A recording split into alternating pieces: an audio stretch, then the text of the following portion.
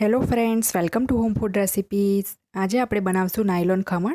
Nylon khaman ખાવામાં એકદમ soft હોય છે, એટલે જ એને નાયલોન ખમણ કહેવામાં આવે છે. નાયલોન ખમણને તમે બેસનની કઢી અને તળેલા મરચાં સાથે ખાઈ શકો છો.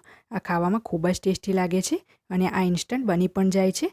એને બનાવવા માટે આપણે જે ખીરું હોય છે એને ફરમેન્ટ કરવાની બિલકુલ જરૂર નથી પડતી. જે રીતે આપણે વાટીદાળના ખમણ બનાવતી વખતે કરીએ છીએ એવી રીતે આ તરત જ બની જાય છે અને એને બનાવવા ખૂબ જ સરળ છે. બસ તમારે મેઝરમેન્ટનું પૂરું ધ્યાન રાખવું પડે છે. તો ચલો એને બનાવવાની પ્રોસેસ જોઈ લઈએ. તો સૌથી પહેલાં જે વાસણમાં આપણે ખમણ બનાવવાના હોય એને આપણે તેલ લગાવીને ગ્રીસ કરી લઈશું, જેથી ખમણ નીચે તળિયામાં ચોંટી ના જાય. અને હું અહીંયા એક એલ્યુમિનિયમનું કેક ટીન યુઝ કરું છું. જો તમારી પાસે કેક ટીન ના હોય તો તમે સ્ટીલનો કોઈ ગોળ ડબ્બો પણ યુઝ કરી શકો છો. અને સ્ટીમરને પણ મેં પહેલેથી જ ગરમ કરવા મૂકી દીધું છે. નાયલોન ખમણ બનાવવા માટે આ સ્ટેપ આપણે ખીરું બનાવવા પહેલાં જ કરી લેવાનું છે.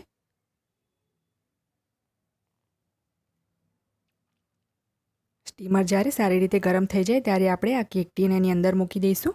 અને હું અહીંયા ઇડલીનું કુકર યુઝ કરું છું, કારણ કે એકદમ ડીપ હોય છે. કારણ કે આ ખમણને આપણે ફાસ્ટ ફ્લેમ પર કૂક કરવાના હોય છે, તો પાણી પણ વધારે જોઈશે. તો આ પાણી હવે ઉપર નહીં આવી શકે. તો આ ઢાંકણું હવે આની ઉપર આપણે બંધ કરી દઈએ.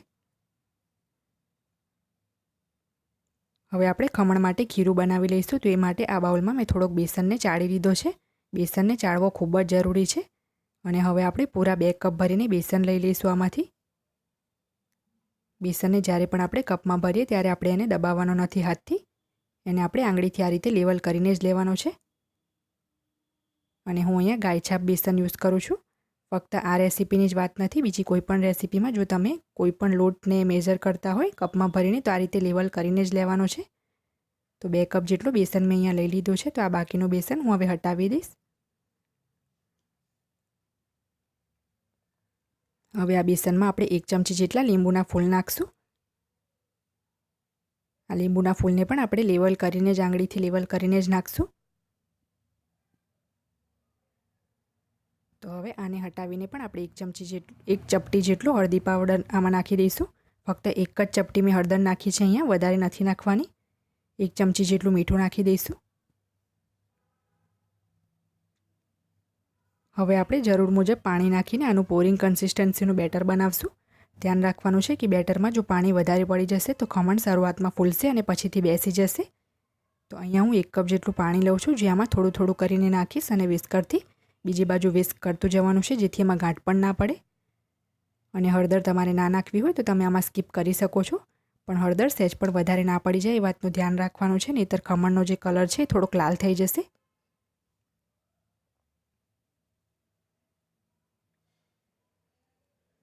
આ ખીરામાં ગાંઠ ના રહે એ વાતનું આપણે પૂરું ધ્યાન રાખવાનું છે, નહીં તો ખમણ સારી રીતે બનશે નહીં.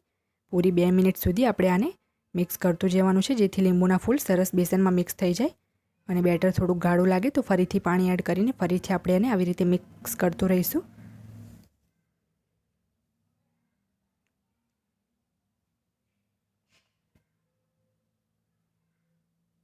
તો તમે જોઈ શકો છો મેં આ રીતનું બેટર રાખ્યું છે. 1 કપ જેટલું પાણી લીધું હતું, જેમાંથી 2 મોટી ચમચી જેટલું પાણી એમ જ બચી ગયું છે. થોડુંક પાણી હું હજી પણ નાખું છું. 2 મોટી ચમચી જેટલું પાણી એમ જ બચી ગયું છે.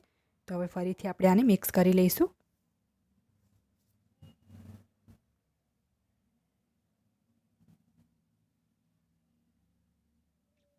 તો પૂરી 2 થી 3 મિનિટ માટે મેં બેટરને મિક્સ કર્યું છે, જેથી લીંબુના ફૂલ સરસ મેલ્ટ થઈ જાય. તમે આમાં આંગળી નાખીને ચેક પણ કરી શકો છો. જો લાગે કે હજી પણ લીંબુના ફૂલ મિક્સ નથી થયા તો આને ફરીથી મિક્સ કરી દો.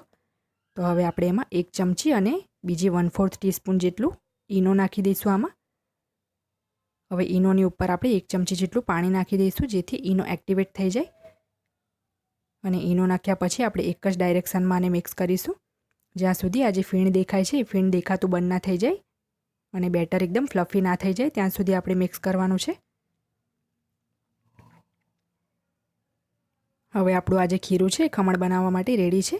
તો આને આપણે ગ્રીસ કરેલા ટીનમાં નાખી દઈશું. એને આપણે નીચે પાડીને જોવાનું છે. તો આ રીતે આને નીચે પાડીને જોઈશું. જો હજી પણ થોડુંક ગાઢું છે તો 1 ચમચી જેટલું હું હજી આમાં પાણી એડ કરું છું. પોરિંગ કન્સિસ્ટન્સીનું બેટર રાખશું. અને હવે આપણે આને ગ્રીસ કરેલા ટીનમાં નાખી દઈશું. ઈનો નાખ્યા પછી બેટર થોડુંક ગાઢું થાય છે, તો ત્યારે જરૂર પડે તો પાણી એડ કરી શકાય છે. તો હવે જે ખીરું બનાવ્યું હતું એ આપણે મોલ્ડમાં નાખી દઈશું અને ધ્યાન રાખવાનું છે કે આ ખમણને આપણે ફાસ્ટ ફ્લેમ પર જ સ્ટીમ કરવાના છે, એટલે સ્ટીમરમાં પાણી પહેલેથી જ વધારે મૂકવાનું છે, કારણ કે વચ્ચે આપણે સ્ટીમરને ખોલવાનું બિલકુલ નથી. તો આના ઉપર આપણે ઢાંકણું રાખી દઈશું અને સ્ટીમ થવા દઈશું એને આપણે 20 મિનિટ સુધી ફાસ્ટ ફ્લેમ પર. 20 મિનિટ પછી આપણે ખોલીને જોઈ લઈશું અને આપણે એમાં એક ચપ્પુ નાખીને ચેક કરી લઈશું કે સ્ટીમ થયા છે કે નહીં ખમણ.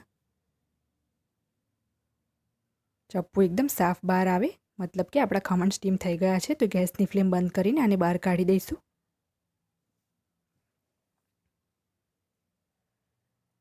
હવે આપણે ખમણ માટે વઘાર તૈયાર કરશું. તો આ પેનમાં આપણે 3 મોટી ચમચી જેટલું તેલ એડ કરી દઈશું.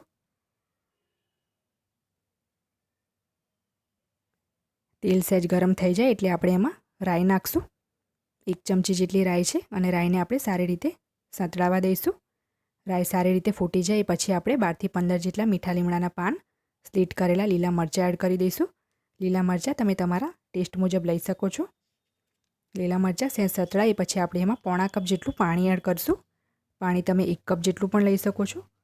4 મોટી ચમચી જેટલી એમાં ખાંડ એડ કરીશું અને હવે 1/8 ટીસ્પૂન જેટલું આપણે એમાં મીઠું નાખશું પાણીના ભાગનું. હવે આપણે ખાંડને સારી રીતે પીગળવા દઈશું અને ખાંડ મેલ્ટ થઈ જાય પછી પણ આપણે 3 મિનિટ સુધી આને કૂક કરીશું અને પછી આને આપણે ખમણ પર રેડી દઈશું. ધ્યાન રાખવાનું છે કે ખમણને આપણે એકદમ ઠંડા નથી થવા દેવાના. થોડાક ગરમ હોય ત્યારે જ આપણે આજે પાણીવાળો વઘાર છે એ ખમણ પર નાખી દઈશું. નહીં તો જો ખમણ ઠંડા થઈ જશે તો એ પછી આ જે પાણી છે એબ્ઝોર્બ નહીં કરે.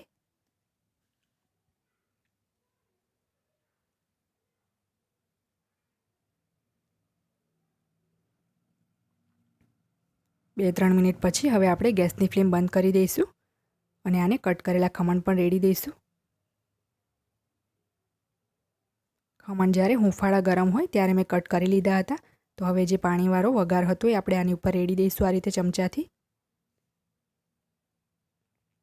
બધો જ વઘાર આપણે આખા ખમણ ઉપર ફેલાવી દેવાનો છે અને હમણાં તમને જે ઉપર પાણી દેખાય છે પછી ખમણ બધું જ પોતાનામાં એબ્ઝોર્બ કરી લેશે.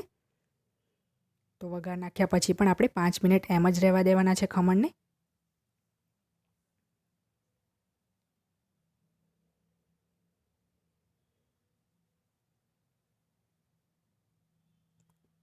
પાંચથી 7 મિનિટ પછી તમે જોઈ શકો છો કે ખમણે બધો જ વઘાર પોતાનામાં એબ્ઝોર્બ કરી લીધો છે. તો મેં એના ઉપર લીલા દાણા નાખી દીધા છે ઝીણા સમારેલા અને હવે આપણે આને કાઢીને પણ જોઈ લઈશું. આ ખમણ ખૂબ જ સોફ્ટ અને સ્પોન્જી બને છે. તમે એક વખત ચોક્કસથી ટ્રાય કરજો. પણ આ ખમણ બનાવતી વખતે જે મેઝરમેન્ટ છે એ પ્રોપર ફોલો કરવા પડે છે, નહીં તો એ સારા નહીં બને. તો તમે જોઈ શકો છો એકદમ સોફ્ટ બન્યા છે અને એકદમ સ્પોન્જી છે. તો આપણા નાયલોન ખમણ બનીને તૈયાર છે. તમે આને બેસનની કઢી સાથે સર્વ કરી શકો છો કે પછી આમને પણ એ ખૂબ જ ટેસ્ટી લાગશે. જો તમને મારી આ રેસીપી પસંદ આવે તો મારી ચેનલને સબસ્ક્રાઈબ કરવાનું ના ભૂલશો. સબસ્ક્રાઈબ બટનની બાજુમાં જે બેલ આઇકન છે એને પણ ક્લિક કરો જેથી તમને મારા દરેક વિડીયોની નોટિફિકેશન મળતી રહે. જો તમારે મારો આ જ વિડીયો હિન્દીમાં જોવો હોય તો એની પણ મેં લિંક નીચે ડિસ્ક્રિપ્શન બોક્સમાં આપી દીધી છે. તો મળીએ નેક્સ્ટ વિડીયોમાં. ત્યાં સુધી આવજો.